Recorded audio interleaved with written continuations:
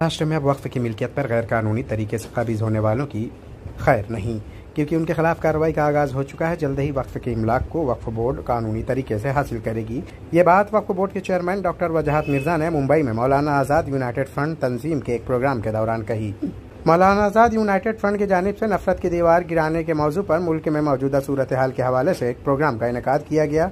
इस प्रोग्राम में वक्फ बोर्ड के चेयरमैन डॉक्टर वजाहत मिर्जा मौजूद थे।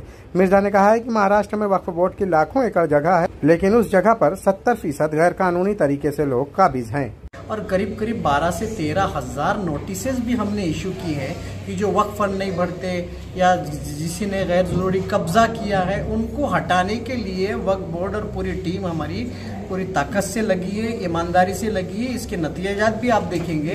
आपने बिल्कुल सही कहा कि अभी तक होता था हमारे पास रिसोर्सेज, ह्यूमन रिसोर्सेज कम थे, लेकिन अभी हमारी भर्ती की प्रक्रिया भी शुरू हो गई है। 60 लोग पहले फेज में हमारे भी इंशाल्लाह नेक्स्ट मंथ तक हम रिक्रूटमेंट हो जाएगा और बचा हुआ 110 लोगों का जल्द से जल्द पूरा हो जाएगा। वक्फ बोर्ड पूरी ईमानदारी से काम करेगा और जो वक्फ बोर्ड की जो ज़मीन है उसको अच्छे डेवलपमेंट के लिए उसका इस्तेमाल किया जाएगा। ये हम पॉलिसी लाने। तंजीम के सदर यूसुफ अंसारी ने कहा है कि मुल्क की आज की जो सूरत हाल है, खासतौर पर मणिपुर में जो कुछ हुआ, उसके हवाले से हम ये कह सकते हैं आवाम जाग चुकी है। ये प्रोग्राम उसी मकसद के लिए किया गया था ताकि मुल्क में फैली बदअमनी को मौलाना आज़ाद की सोच के जरिए बेहतर बनाया जा सके। हम जो है हिंदू मुस्लिम इत्तेहाद के लिए भी काम करना चाह रहे हैं, इसलिए हम इसका उन्वान दिया कि आओ नफरतों की दीवार। मणिपुर या दूसरे हालात जो हैं, ऐसे हालात में अगर मुल्क का जो माहौल है, आपको लगता है कि उस पर कंट्रोल हो सकता है? क्योंकि हुकूमत तो नाकाम हो गई है।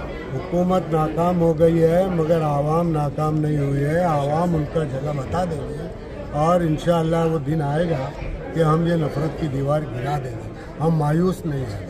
तंजीम के जिम्मेदारों में शामिल सादिक खान ने कहा है कि हम मौलाना आज़ाद के नज़रियात पर अमल पैरा हैं। इससे पहले भी कई लोग मौलाना आज़ाद के नज़रियात को अमली जामा पहनाने का दावा करते रहे, लेकिन कहने और करने में फ़र्क होता है। हम अगर मौलाना आज़ाद की सोच पर अमल करें तो यकीनन मुल्क में फैली बदअमनी ख़त्म हो जाएगी और एक नए भारत की तश्कील होगी। मुंबई से भारत के लिए शाहिद अंसारी।